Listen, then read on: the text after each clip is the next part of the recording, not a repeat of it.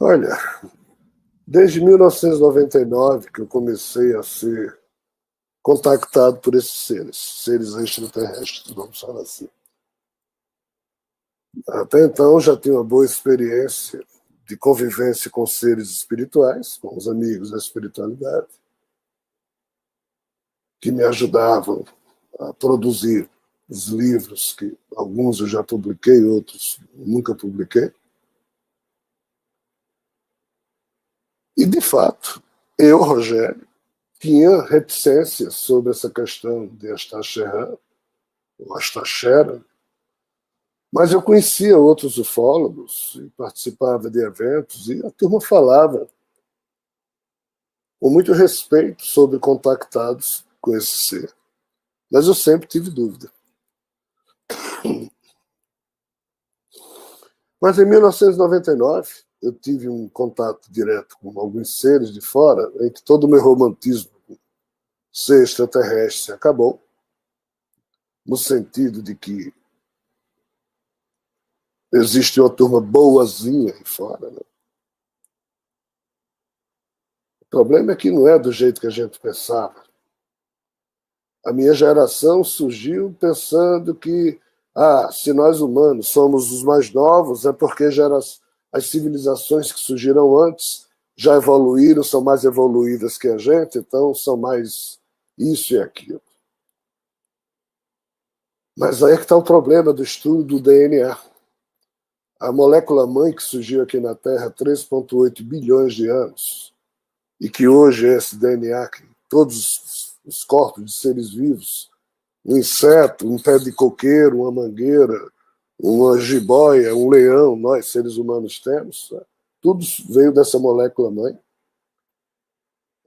As civilizações anteriores que surgiram através de semeaduras desse tipo, esse DNA, quando foi posto lá, não era só 3% ativo, era 50% ativo. 50% ativo de quê? Da doença do Criador.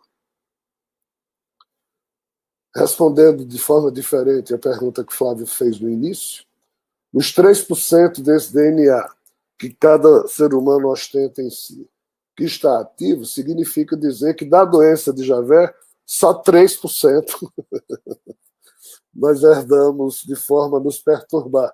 Os outros 97% não estamos afetando.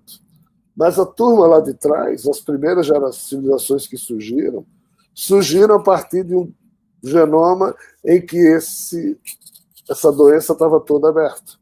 Então, os seres que surgiram antes da gente, eles são muito mais evoluídos que a gente em tecnologia. Mas, em termos daquele sorriso, da capacidade de amar, de ter emoções complexas, de compreender questões sinuosas, eles não têm.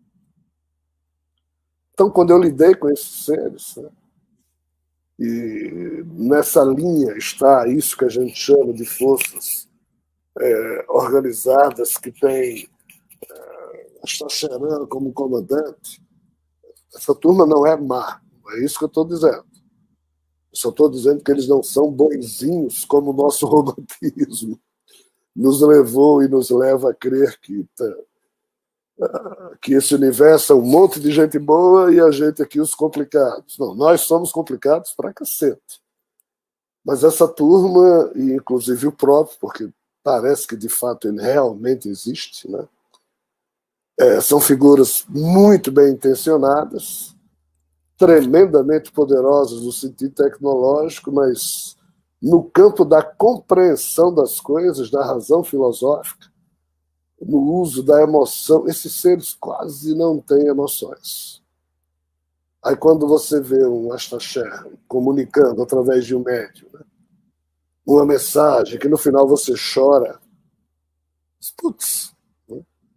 Como, desgraçadamente, este ser humano que nos fala também tem o exercício mediúnico como função, e eu vejo como nós, seres humanos, emprestamos da gente, colocamos da gente aspectos numa mensagem mediúnica que às vezes diz mais do médium do que propriamente a figura, ainda que a gente não distorça o que está se querendo dizer, mas a gente acrescenta carinho, ternura e calor humano, onde às vezes não tem.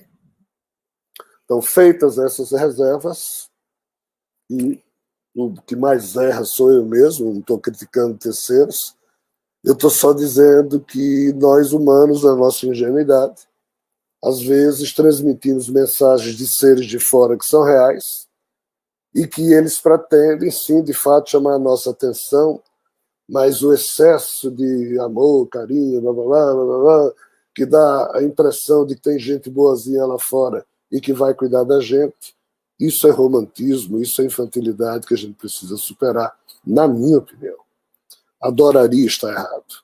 Adoraria que lá fora tivesse figuras que... Mas caso essas figuras existam, putz, como elas são insensíveis, né? Porque aqui na Terra a gente continua tendo a cada um segundo milhares de crianças sendo estupradas nesse exato momento, para filmes de pornografia infantil que uma porrada de gente compra, crianças que estão sendo abertas aqui para que o coraçãozinho delas vivo possa ser vendido no tráfico internacional de órgãos para transplante, mulheres jovens sendo roubadas. Isso vem desde que existe vida, e nem Deus, nem Jesus, nem ninguém, nem Astocherran, nem... Então, assim, se existe gente boa lá fora e que tem poder e nunca agiu, olha, a inutilidade do bem, a omissão do bem, é algo que deve ser medido numa balança racionalizada. Ou essas mensagens são exageradas, ou essa turma é mais hipócrita do que nós humanos quando decidimos ser hipócritas.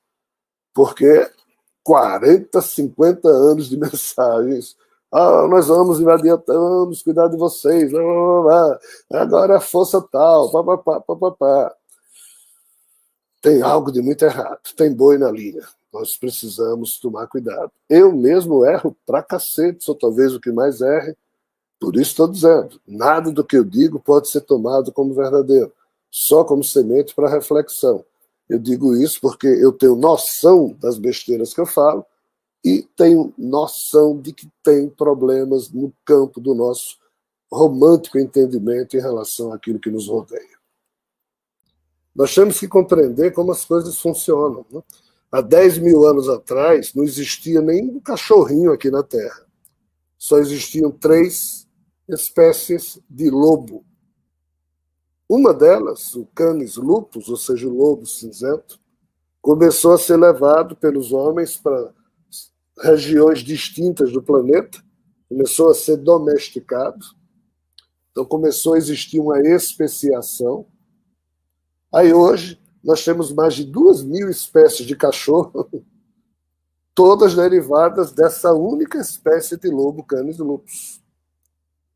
Então, é o mesmo DNA, mas acrescido de mutações adaptativas e modificativas que o ambiente, através das mudanças epigenéticas e o adestramento, foi trazendo a essas subespécies de lobo que terminaram se transformando em cachorrinho. Por que eu estou dizendo isso? Se você hoje for conversar com um treinador de cachorro, ele vai dizer que a única coisa que ele não gosta de ver no cachorrinho é quando ele come carne crua e o gosto de sangue é sentido pelo cachorro. Por quê? Porque o paladar de um cachorro pode despertar no DNA daquele cachorrinho a parte que, quando ele era lobo, ele adorava sangue na boca. E com isso o cachorrinho atacar o ser humano, porque o lobo atacava o ser humano. Ou seja, qualquer influência pode acordar esse nosso DNA, entendeu, Flávio? Sim. Então, a sua análise está corretíssima. É como se uma conspiração tivesse surgido para permitir a nós mesmos nos suportarmos, convivermos uns com os outros, como você disse, né? E também dar a nossa contribuição para eles. Perfeito.